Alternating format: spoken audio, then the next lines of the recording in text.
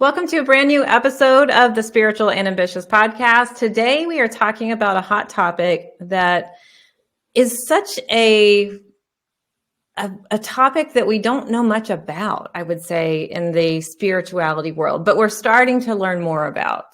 And we're talking about being neurodivergent and having ADHD and how ADHD can affect intuition.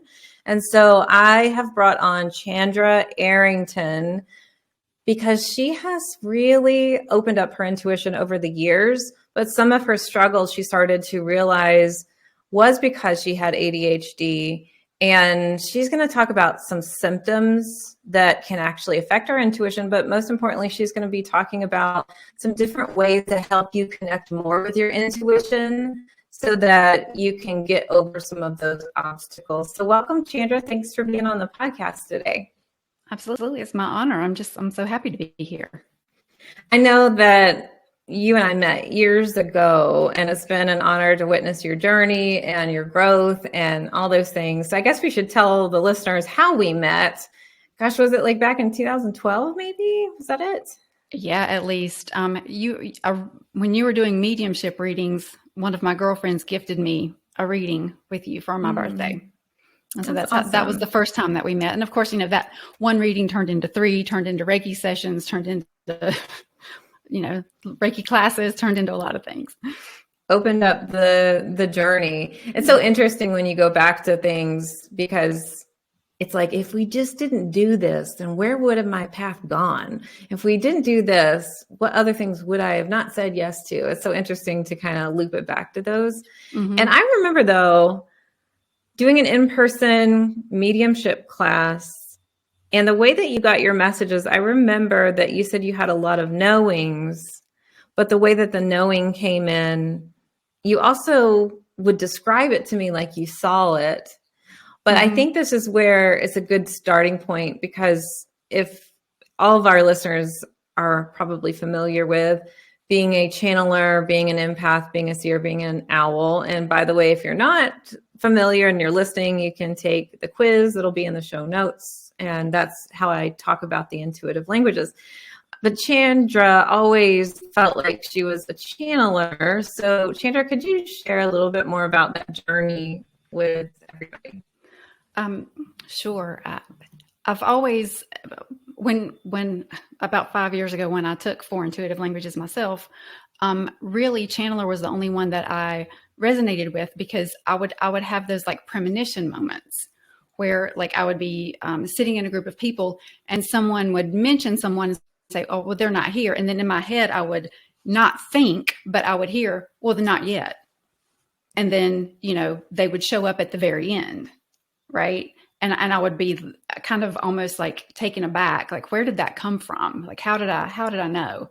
And I just had too many instances of that in my life. At the time I was doing that, I knew that I didn't, I don't see spirit. I don't see, at the time, didn't see things in my mind's eye unless I physically had a thought and tried to visualize it. And we'll get into this later, the ADHD. I hear crap in my head all the time. My empathic ability is more or less comes across in the healing aspect. Like when I try to tune into someone, I'll get a feeling in my body. Or when I'm talking about a subject, spirit will make me feel a certain way about it. In doing oracle readings, I'll be talking about celebration, and I'll be like, they're making me feel like example. So that's kind of how the empathic stuff comes across for me. But for probably the first 3 years of my intuitive journey, channeling was the only thing I had. So for our listeners, channelers will oftentimes get a knowing, like a clear knowing, or their body reacts to things. And I remember, Chandra, you telling me about, you kind of just type messages like on Facebook or comments, or, it's just kind of like it's coming through my body, right? I'm just coming out. And then for channelers too, it can just come out through your mouth. Like you just say shit and you're like, oh, well, maybe I shouldn't have said that stuff. It just kind of happens. But I think that it's harder for channelers to get their messages because they are so feeling like they need to have proof of something. Like there must need to be some sort of proof. And there doesn't need to be. It's just trusting the instincts that's already there. And channelers are so ingrained with their intuition, it's just not external for them. And if somebody has ADHD, like you had mentioned, maybe it could be really hard, right, to get the messages because the mind's not clear. And one of the ways that I teach is in order to really get clear messages, you need to have a clear mind. And so can you speak to that? Because you were talking about you've got all these thoughts going on in your mind and it could be hard to receive. And I'd love to hear a little bit more about that and also maybe some tips of what's worked for you too. Yeah, I describe it as constant. There's a constant color commentary running in my head. So it's almost like my mind is giving commentary on what I'm doing at the time I'm doing it. So that's constant chatter. Then there's random words thrown in every now and then that I don't know where they come from. They're not thoughts, but they don't sound like messages either. Like they're just random. They're very random. And then there's always a song playing in the background. There's always music in the background. Like it's the most, whatever the most annoying part of a song is, will get looped underneath it all. And I thought everybody was like that. Like the first time I heard that from my husband, that he can sit there and watch TV, and if he's not thinking a thought, that there's no noise in his head. And I'm like, that has to be heaven. Yeah, it's like it's hard to turn it off, right? Press the pause button. That doesn't happen. No, you have no power over it. You can't turn it off. Actually, if you would allow it, I've got a link to a Facebook reel. That was the first time I saw someone else describe what it sounded like in their head. Yeah, and I remember that. I literally cried. I'm like, that is exactly what it sounds like. I think it's important to talk about because people will also have those ahas about what you're saying right now. And we're all different on the inside. Like we have our own inner stories, but it's important to bring this to light because it's not really talked about as much. And especially in the spirituality sector, we're like, let's just calm. And it's like, but I can't calm. Like, how do I get to be calm? So one of the things that I've always felt was really helpful for channelers, and I'm going to ask you if this helped with ADHD, is channelers tend to store a lot of energy in their body. So like walking for meditation, kind of getting that energy out of the body. So what I do is I'll dance, or breath work's been helpful sometimes, or just pacing around my house, just anything I need. Exercising for everybody else that loves to exercise. I'm just not a big fan. I like to walk, but I don't like to exercise. So it's just more of the energy expenditure. So I wanted to ask you, did that work for you? And if not, or do you have other tips too that you might want to share? Well, one of the things that started working for me was just to have a pen and paper. Whether I'm doodling, whether I'm just, maybe I'm even just writing down the random words that I hear in my head. I can look back, and based on the questions I'm asking, some of them may be messages, some of them may be just, random. But that has helped, just the physicality of having some motion going on while I'm talking to my guides. And you mentioned trust in the very beginning, and the whole journey for me has been a complete exercise in trust, because in the beginning, you're not hearing things, you're not really seeing anything, you don't really feel as far as the sensitivity to energy. Like in mediumship, I feel like there's a male presence in the room. Don't have that energetic sense. So when you're talking to your guides, you get no feedback that they're there. You get no feedback of how many. You get no feedback of what they look like. You can't see them, what their name is, because you don't hear them. You just have to trust that when you call them, they are there, and talk to them as if they are there. And that was, it was 2 years before I probably really sensed like the energy of my guides in the room with me. It got very frustrating in the beginning because I was talking to them and getting nothing back in the moment. But what I realized is that when I would start doing other things, like when I would start, if I talked to my guides right before I left to go to work, while I was driving, I would have an epiphany. Or if I had been talking to my guides before I went to sleep about a problem that I have, the solution would occur to me in the shower. So we've talked about that, before. I've heard you talk about that on the podcast. It's like when you start doing something mindless, your mind kind of goes a little quieter, and that's when you have the space to let some other stuff come in. I love how you said epiphany and occurrence. It occurred to me. I had an epiphany. Mm-hmm. That's really a great language for the channeler, because it's like a thought just kind of popped in out of nowhere. Or what you were talking about too is like your body's being active in something, and so it's easier to receive a message. And so for everybody listening out there who's like, okay, well, I want to know how to kind of get over this, we're going to talk about that with Chandra, and Chandra does readings now. So obviously she has learned to do this and to really get the messages, but we wanted to bring light to the struggles that can happen. And so one struggle could be the overactive mind. And Chandra, what are some of the other symptoms that you've noticed with ADHD and some things that might block their intuition or get in the way of the intuitive messages? Yeah. One of the things that, I have really struggled with my whole life, and learning that it was a symptom of ADHD was a little bit freeing, but it's something called rejection sensitivity dysphoria. And so what that is because your mind is overactive. So you kind of have this heightened sense of awareness. You're taking in, all of the stimuli in the room all at one time, and all the vibes. You're constantly scanning the room. And so if somebody looks at you and then whispers to the person next to them, they're talking about you. Someone, you say something, and then someone at the table snickers, they're making fun of you. Just because your intuition logically would tell you that's what's happening.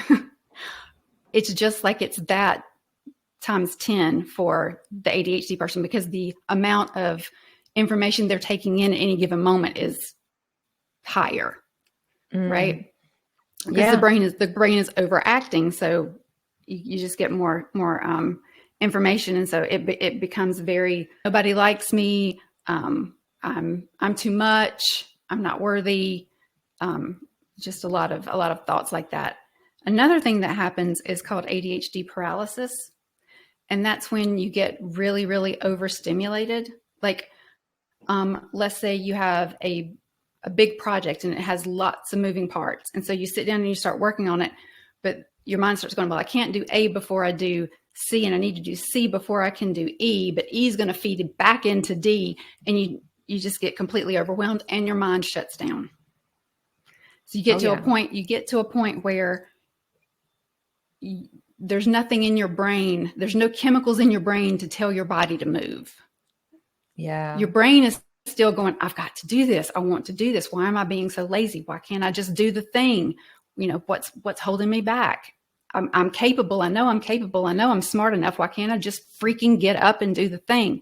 But your body won't move. You just physically can't force yourself to do the thing. And then that kind of starts the low vibe spiral, I call it, because I'm so lazy. Why can't I just do this? You're already sensitive to rejection. Now you're rejecting yourself. So it's like, self-loathing is kind of the way I describe it, is like just the self-worth kind of like goes down the drain. One of the things that I noticed is, meditation and calming your mind is not a dopamine rich exercise. It's supposed to like bring down, all of those excitable chemicals in your brain and get you into a really calm state. Right. Yeah. So when you're already having difficulty meeting with your guides and you're getting no input or no payout back in the moment, and your dopamine is already like, on the decrease because you're trying to calm yourself, that just kind of like compounds how it makes this much more difficult, and that makes that much more difficult. So that can create a kind of like a feedback loop of why you're not getting messages. As a professional psychic medium, I've done tens of thousands of readings, but I felt a call to move more fully into teaching intuition. but I still get so many requests about doing readings. So while I don't do readings anymore, I have brought in some very trusted colleagues who are now available for live 1 hour readings on Zoom. If you would like to book your psychic medium reading, go to messengerofspirit.com/appointments to see our available readers and schedule your Zoom reading today.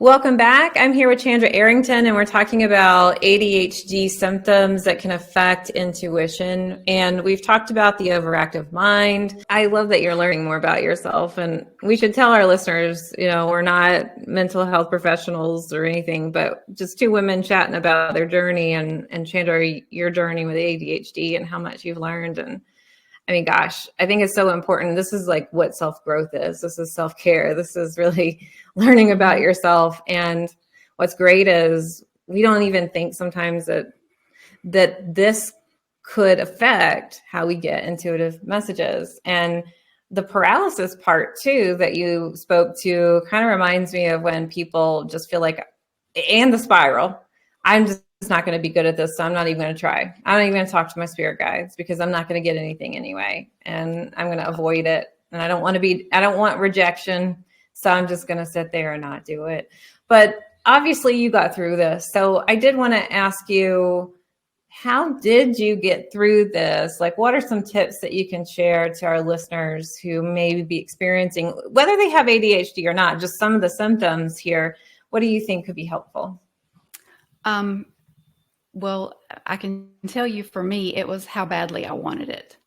Yeah, that was the driving force. It was something that I really felt a pull toward, something that I felt like I needed to do to connect with my intuition, because I'd always felt like I was intuitive. I'd always felt like there were things happening that I knew that I shouldn't know, and wanting to understand all that. And, just of course, the draw to the supernatural, the draw to the, the ghost stories and the things like that had always been a pull for me as well. So definitely for me, it was the want to, it was the drive, is what kept me going. Yeah. It was very, very disconcerting for the first few months, but it was kind of like, I know it's there. I'm going to find it. Like, I'm just, you're not going to beat me today, Satan. I'm going to find it. I know it's there. Yeah. So, the want to is a big part of that. But I also feel like if you're coming at it from the heart space, and you're coming at it as in, this is part of my growth, this is part of who I want to become. Looking back, I do remember my guides giving me signs. Like, right when I would get to the point where I was about to say, screw it, this, it's not for me. It's just not going to happen. Something big, some big synchronicity would happen. And I'd be like, okay, maybe it's coming. Maybe it's almost here. Maybe it's just around the corner. And I would keep going. So I think if you're coming at it from the right place and doing it for the right reasons, your guides aren't going to,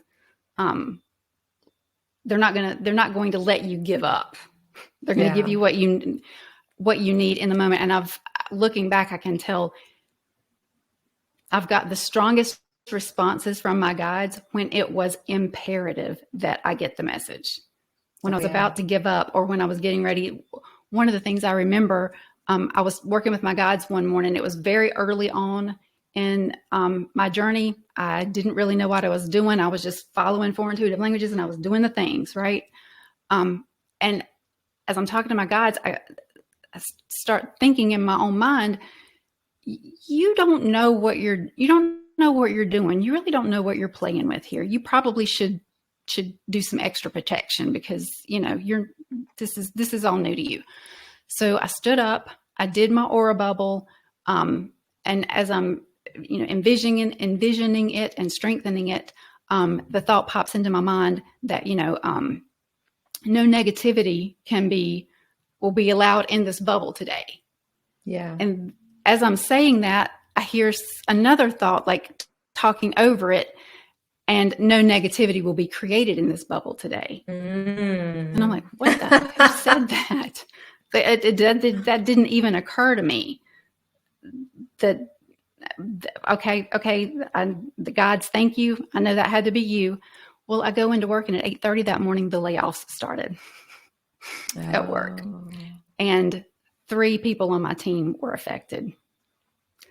Yeah. But I was able to hold my stuff together for my team. Yeah. You know, when I got home, a lot of stuff happened. But yes, I was sad. There were negative feelings inside the bubble, but I was able to hold everything together and at least be a neutral place. They could, you know, I wasn't happy about it. I wasn't like high vibe, but I could be a neutral place for them to come to kind of decompress and it not affect me in the way it potentially could have. So it was things like that. It's like when I absolutely, even though I wasn't getting messages in the moment and I was about to give up, when I needed them to come through for me, they came through. They did. Yeah. Yeah, I think that helps with your trust too. And the aura bubble can be really helpful with clearing the mind to receive the messages. And it sounds like what's really helped you is that drive and that desire, but also that consistency and continuing to do the exercises, continuing to show up even when it's uncomfortable. And I think that we get to this place where we want to give up sometimes, whether it's in this paralysis place or we're going into the low vibe spiral. And it's like, we got to keep showing up. If this is really important, then we're gonna know that we're gonna work through it. And I think the intuitive messages have a different vibration, a different energetic frequency than like the thoughts that just kind of pop up right in the mind. But I did want to ask you before we go, and I've got a surprise announcement for our listeners too. But you did mention that oracle cards seem to help you quite a bit, right, with your messages. And can you share a little bit about that? What I believe is happening is it's, you know, we were talking before about the energy, about getting the energy out, moving in some way. So I feel like just being able to put my attention on the cards and on shuffling the cards and looking for what card is going to catch my attention. Just the exercise of that physicality clears my mind enough to land on the card that needs to be the card for that person at that time, and to get the meaning that is supposed to come through in the moment. It's just like the moving of the hands and the looking for the card gives just enough distraction to make enough room for the messages to come through. And it's funny that you said that, because you know, with yes, it was the consistency and everything. But one of the other things that I learned to do is you have to, it's like you're looking for the noise between the noise. Yeah. And like you said, it's a different vibration. And when you learn, and like I said, it doesn't happen all the time, but when you learn to discern which is which, when it happens, you know which is which. Yeah. It's like learning literally a different language, right? And you're learning the frequencies, the different nuances of the thought, you know, in air quotes here, because when you're a channeler, the messages come in like a thought sometimes, but it's like a knowing that pops in, and they have a different vibration than the normal chatter, you know, that's going on in the mind. I think that's really important.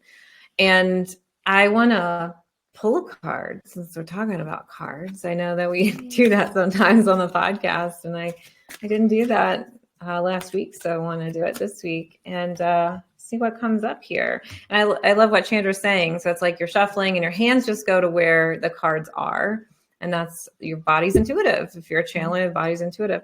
And so it's the heart chakra, and it's time for self-care. So if you're listening to this podcast, this is a great message for this episode, especially really self-care. How do I learn more about myself? How do I help myself and give myself freaking grace, right? Like stop beating myself up over things that I don't need to worry about. And so speaking of oracle cards, Chandra has agreed to do readings over at messengerofspirit.com/Chandra. So I don't do live readings anymore, but Chandra does now. And she's been doing readings for a while. And I'm very excited to welcome her into our beautiful energy and our audience to be able to do Zoom readings. And so you can book a reading with Chandra over at messengerofspirit.com/Chandra, where she's going to give you some information about what comes up in life, right? Have fun talking spirit. Yeah. So if you got questions and you feel a resonance with Chandra's vibe, you check her out over there. And I did want to ask you one last question before we go here, Chandra. You had mentioned too, like, how do you deal with not getting any messages? Like if you feel blocked, how do you deal with that? One last piece of advice for our listeners today. Yeah. Like we said before, it's definitely an exercise in trust. But the way I have described it is like you just said you're trying to learn a new language. Well, having ADHD is like you're trying to learn your intuitive languages, but you're dyslexic in your intuitive language. So not only are you trying to learn the language, you're trying to unscramble the language as you're trying to learn it. I've come to realize that even though I don't get much in the moment, I have to up my awareness, because the message is going to come through something that someone says, or an opportunity that's placed in front of me, or just the right thing at the right time. And if like we were talking about before, if there's something that I really need, it will just occur. It'll just occur to me in the right time, and I'll know that's the path I need to take. Over time, it's happened enough to where, okay, yeah, I didn't get anything in the moment, but I know I've asked the question. I've put the question out there to my guides. When it's time for me to know the answer, somehow, some way, it will manifest. It will come into my awareness. And that's one of the things I've really had to give them my trust over, is because, like we said before, there's so much always going on in my mind that I don't always pay the attention that, that some things could fly by very easily if they don't kind of like crack me over the back of the head with them sometimes. But but that's what they'll do if they need to do it. Right. And a lot of times they do it with humor, because they know I'm, sarcastic and dark sense of humor and, all that kind of stuff. So, a lot of times it'll be in the form of a joke, because then they know that will get my attention. Oh yeah. That's a good one. I think everybody needs to trust in that process, right? We want everything now, but trust in the process of it. But you have been on this process for a while. And like I said, now you've developed the other intuitive languages as well. So like seeing spirit, hearing spirit, feeling spirit. And so if you're out there and you feel like, oh my gosh, I feel stuck, I feel like I'm just knowing the message, or maybe it's a message, or what I do, and continue on the journey. Keep sticking with it, and knowing that now it's easier for you, Chandra, to get your messages. And I often think it's easier to read for people than reading for ourselves too, because we can detach from the outcome a lot easier. So, if you're out there and you're like, I need help, book a reading with Chandra, and then she can get you some channeled messages, because I do think it's way easier to detach when you're reading for somebody else. But thank you, Chandra, so much for being on the podcast. Like I said, we'll list the way to book a reading with Chandra in the show notes. And thank you again. I will be back next week with a brand new episode, but until then, here's to staying spiritual and ambitious.